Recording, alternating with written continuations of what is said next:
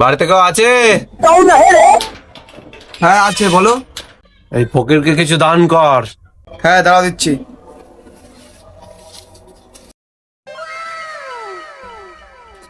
তোর উপর আমি সন্তুষ্ট হয়েছি। তোকে আমি এইটা দিচ্ছি, তুই যখন বিপদে পড়বি এটা তখনই খুলবি।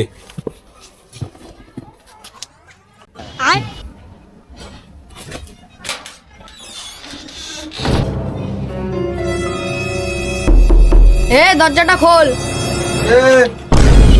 কি হয়েছে বলো? ভাড়াটা কবে দিবি? কালকেই দিয়ে দেবো। কালকের ভিতরে টাকা না দিতে পারলে ঘর খালি করে দিবি।